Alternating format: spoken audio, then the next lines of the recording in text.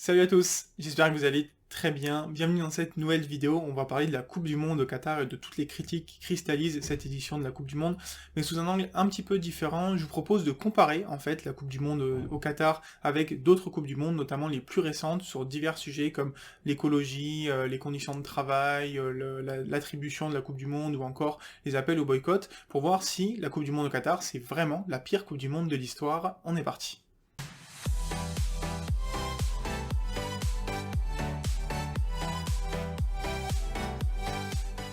Avant toute chose, je dois juste vous dire que cette vidéo, c'est le fruit de pas mal d'heures de travail de recherche, en fait, des articles, des rapports, des vidéos, afin d'essayer d'avoir les chiffres les plus précis possibles, et je vais vous mettre toutes mes sources dans la description. En fonction des sources, les chiffres sont pas forcément les mêmes, donc voilà, attendez-vous à des chiffres qui peuvent varier. Et donc on va commencer par l'écologie, qui est un sujet de plus en plus important dans nos sociétés et dans le sport, bien sûr. Important parce qu'on ressent de plus en plus les effets du changement climatique, et que pour limiter ces effets, eh bien, on doit réduire nos émissions de CO2 équivalent.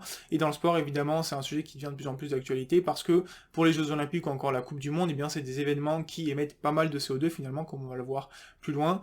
Et donc plus on avance dans le temps, et moins il faudrait que les Coupes du Monde émettent de CO2, et malheureusement pour l'instant le sens de l'histoire est plutôt opposé, puisque j'ai trouvé des données jusqu'en 2006 pour la Coupe du Monde en Allemagne qui émettait 0,5 millions de tonnes de CO2 équivalent sur un mois. À titre de comparaison, 1 million de tonnes de CO2 équivalent, c'est équivalent aux émissions annuelles de 100 000 Français. Ensuite, on part en Afrique du Sud en 2010, où là c'est beaucoup plus, 2,7 millions de tonnes de CO2 équivalent, donc c'était le record à l'époque. Au Brésil en 2014, j'ai trouvé des 1,4, mais a priori le chiffre retenu par la FIFA dans son rapport c'était 2,7 millions de tonnes équivalent de CO2 émises. Il y a eu des actions d'ailleurs de compensation carbone, notamment la solarisation d'un stade, sauf que ça a permis de compenser que 0,25 millions de tonnes de CO2, donc au final en net on est quand même sur largement plus de 2 millions de tonnes de CO2 équivalent émis, c'est quand même énorme. En Russie, on a pu relever un petit peu le niveau, même si on est quand même sur 2,2 millions de tonnes de CO2 équivalent d'après un rapport de la FIFA qui a été publié en 2018. Justement, comme je vous avais dit dans la vidéo que je vous mets en description sur les impacts carbone d'une Coupe du Monde, eh bien la principale source d'émissions de CO2, eh bien ça va être le transport, avec évidemment beaucoup de supporters par dizaines, centaines de milliers qui se transportent en avion, mais il y a aussi du coup l'accommodation, donc globalement c'est tout ce qui est ville, hôtel, etc., et la construction des stades qui sont souvent temporaires. Et donc pour le Qatar, eh bien on a pas mal d'infos déjà qui sont sorties, un rapport de la FIFA de cette année qui détaille les prévisions d'émissions de CO2 équivalent pour la Coupe du Monde au Qatar. On parle de 3,6 millions de tonnes de CO2 équivalent quand même, principalement dû au transport, donc par avion pour les milliers, dizaines, centaines de milliers de supporters qui se rendront au Qatar. Également, beaucoup d'émissions liées aux accommodations, donc la construction des villes et des hôtels notamment, qui vont être exclusifs à cette compétition, et à la construction des stades. Et donc ça donne 3,6 millions de tonnes, et malheureusement c'est un chiffre qui est très sûrement sous-estimé, puisque une étude de Carbon Market Watch, qui reprend en fait le rapport de la FIFA, montre qu'il y a sous-estimation sûrement sur deux points. Le premier, c'est le transport, puisque entre-temps, le Qatar a quand même annoncé faire entre 150 et 160 navettes par jour en avion pour transporter les fans des stades à leur logement, et quand on sait que par exemple qu'il y a pas mal de fans qui vont aller aux Émirats Arabes Unis parce que il n'y a pas assez de place au Qatar pour accueillir tout le monde, on imagine quand même que ça va être beaucoup de CO2 émis, des navettes en avion. Et également au niveau des stades, sans compter le fait qu'ils vont être climatisés, c'est la première fois que cette électricité, même si elle est renouvelable, elle émettra quand même du CO2. Eh bien, ça a été sous-estimé parce qu'il y a un stade déjà qui va être démonté intégralement juste après la construction, c'est le stade 974. Il y a également des stades pour lesquels on n'a pas de données, c'est Al Bayt et Lusail, qui sont deux des plus grands stades, donc ça risque de rajouter encore des émissions.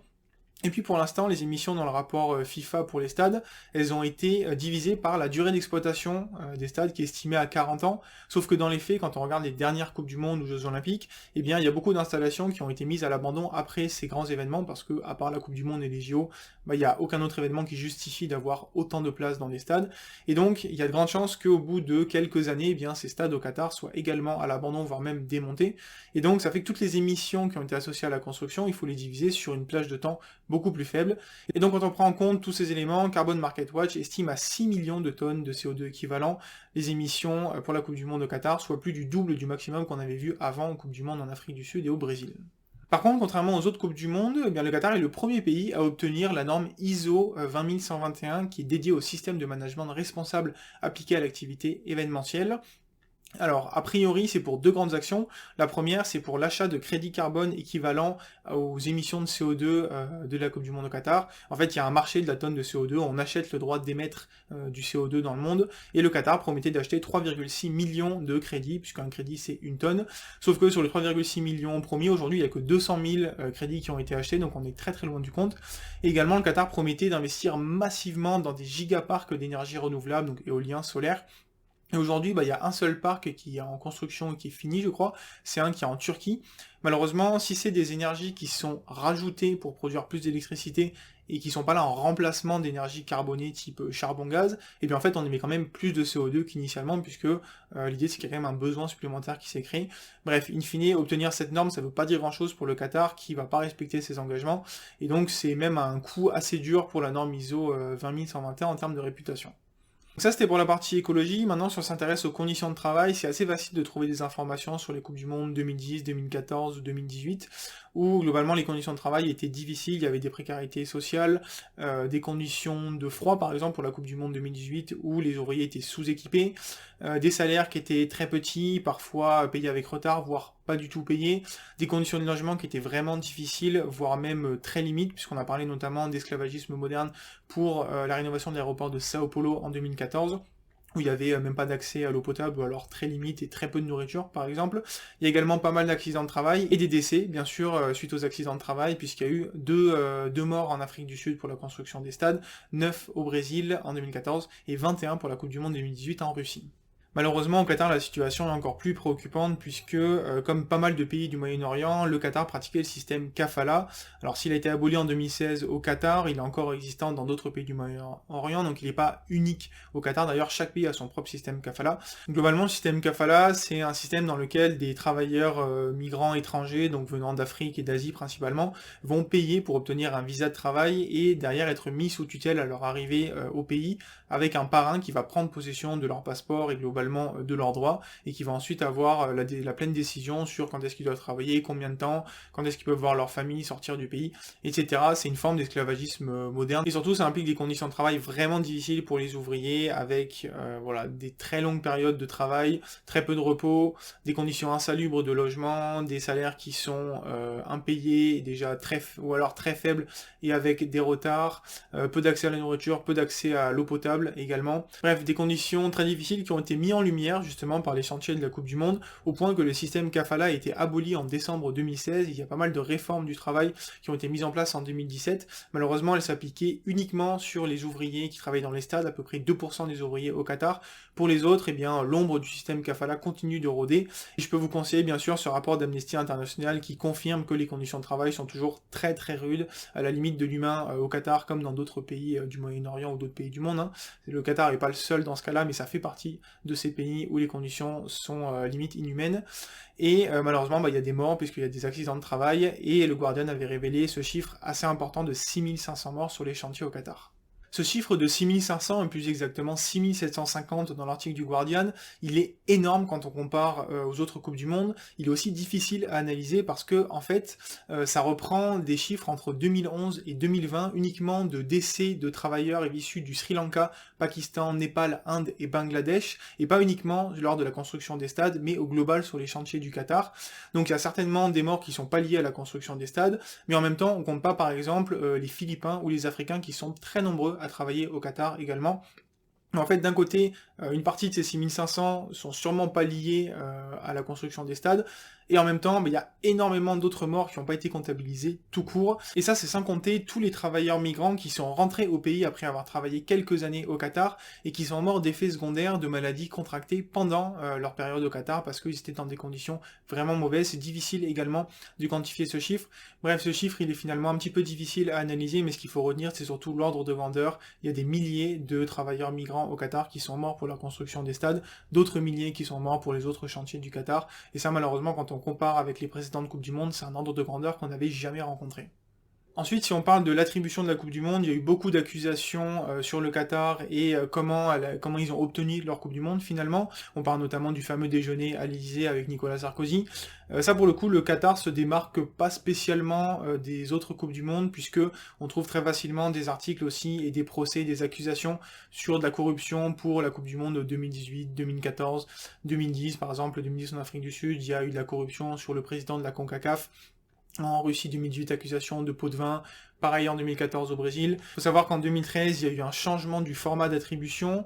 Avant, c'était le membre du comité exécutif de la FIFA qui choisissait la Coupe du Monde. Maintenant, c'est un vote des délégués de l'ensemble des délégations. Je vous renvoie la vidéo d'Arena Foot qui explique très bien comment ça fonctionne.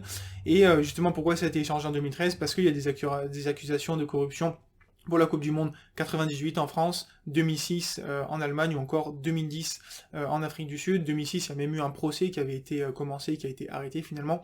Bref, pour l'attribution de la Coupe du Monde, le Qatar est plutôt dans la lignée des autres compétitions. Globalement, voilà, ça se fait par des dessous de table. Si on parle du choix socio-culturel maintenant, bon bah c'est pas la première fois que la Coupe du Monde sera un outil de soft power pour un pays.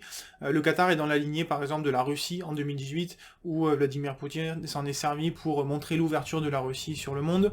Si on remonte très très loin dans le passé, je vous conseille un super article de Kevin Vessière de FC Geopolitics dans France 24, et bien en 1934 déjà, lors de la deuxième Coupe du Monde, en Italie, Mussolini s'est servi de cette Coupe du Monde pour promouvoir son modèle politique. Un peu plus tard, eh bien, on a eu la Coupe du Monde 1978 dans la dictature argentine, où Videla s'en est aussi servi pour promouvoir son modèle et sa politique.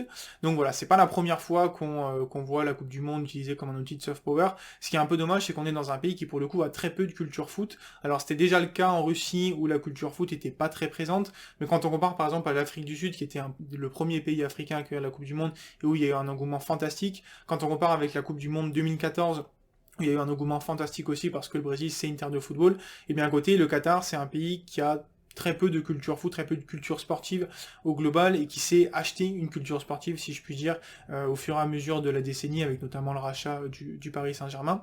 Et finalement, ce qu'on peut regretter, c'est que quitte à faire une Coupe du Monde pour la première fois dans un pays arabe, on aurait pu attendre 4 ans plus tard et 2026, où le Maroc, justement, s'était positionné pour la 5e fois et qui a toujours pas reçu de Coupe du Monde, alors que pour le coup, le Maroc, c'est un pays qui a une culture footballistique qui est très développée, des stades avec des ambiances extraordinaires, des stades tout court qui n'auraient pas été à construire mais plutôt à rénover, et ça aurait eu des impacts écologiques bien moins importants, évidemment. Également, si on parle du calendrier, et bien là, pour le coup, il y a peu d'outils de comparaison, puisque pour la première fois de l'histoire, on ne jouera pas une Coupe du Monde en été, mais en hiver, tout simplement parce que les conditions climatiques étaient trop difficiles en été. Alors, on aura quand même besoin de stades climatisés en hiver.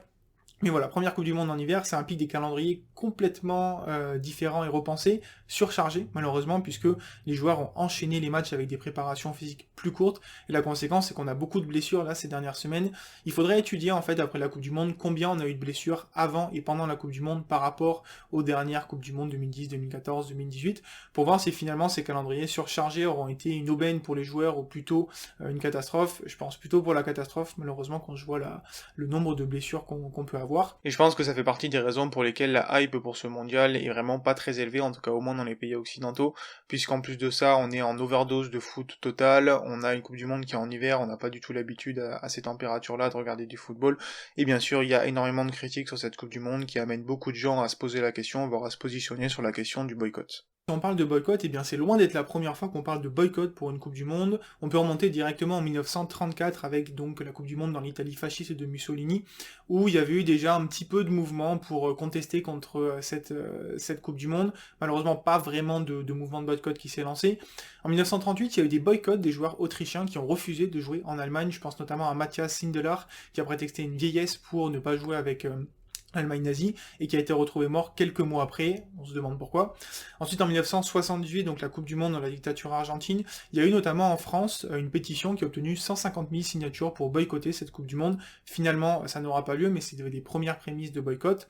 Et enfin, sur les Coupes du Monde 2010, 2014, 2018, c'est assez facile de trouver également des pétitions, des articles qui montrent qu'il y a eu des demandes de boycott pour ces Coupes du Monde par rapport aux conditions de travail des ouvriers, aux morts qu'il y a eu sur les chantiers. On peut notamment parler de la Coupe du Monde en Russie, où il y a eu des appels au boycott, il y a notamment eu un boycott diplomatique du Royaume-Uni, si je dis pas de bêtises, parce qu'il y avait eu l'annexion de la Crimée quelques années précédemment, des crimes de guerre pour la Russie, etc. Mais là, pour le coup, pour 2022, je pense que c'est la première fois, notamment avec l'avènement des réseaux sociaux, qu'on a autant d'appels au boycott pour une Coupe du Monde, autant d'articles qui sont médiatisés. Et on peut le comprendre en même temps parce que, voilà, du point de vue écologique et conditions de travail notamment, on est a priori sur la pire Coupe du Monde de l'histoire, c'est assez regrettable. Et en fait, je trouve que ce qui est très important, au-delà de la question du boycott qui est importante à répondre, c'est quel modèle de football on va réfléchir pour le futur, parce que voilà, le Qatar aujourd'hui, il y aura une Coupe du Monde dans ce pays, qu'on le veuille ou non. Il y aura beaucoup de boycotts. Je pense que le boycott, il a du sens du point de vue économique. Certes, les diffuseurs ont déjà acheté les droits télé pour la Coupe du Monde et vont donc la diffuser. Sauf que s'il y a très peu de gens qui la regardent à la télé notamment, eh bien ça risque d'impacter assez grandement leurs finances et indirectement les prochaines négociations pour les droits télé pour les prochaines Coupes du Monde. Donc il y a un sens économique pour le boycott. Je peux comprendre aussi les personnes qui veulent pas boycotter la Coupe du Monde parce qu'elles ont rien demandé, parce qu'elles veulent juste regarder du football. Ce qui est important, je pense surtout, c'est de se projeter sur l'avenir et comment on évite à nouveau d'avoir une Coupe du Monde dans un pays qui respecte pas forcément les droits de l'homme ou qui va émettre énormément de CO2. Sachant que dans le futur, on va être sur une Coupe du Monde à 48. On parle beaucoup du Qatar, mais on va avoir une Coupe du Monde Mexique, États-Unis, Canada, qui en termes d'impact écologique risque d'être très difficile également.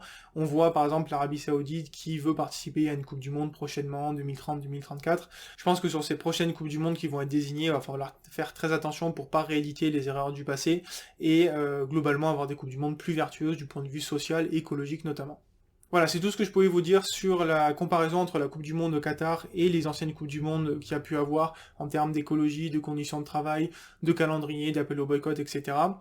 Évidemment, j'ai plus d'infos sur la Coupe du Monde au Qatar parce que c'est la Coupe du Monde qui a été le plus disséquée en termes d'information et d'impact dans l'histoire de la Coupe du Monde.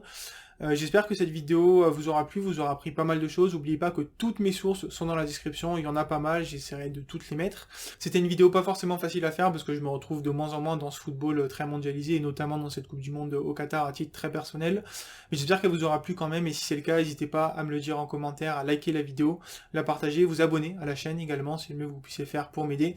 Et je vous laisse avec une petite question. Quelle est tout simplement votre position par rapport au Qatar et à sa Coupe du Monde? Répondez-moi en commentaire et je vous dis à très bientôt pour parler foot sur les terrains cette fois-ci. Ciao ciao tout le monde.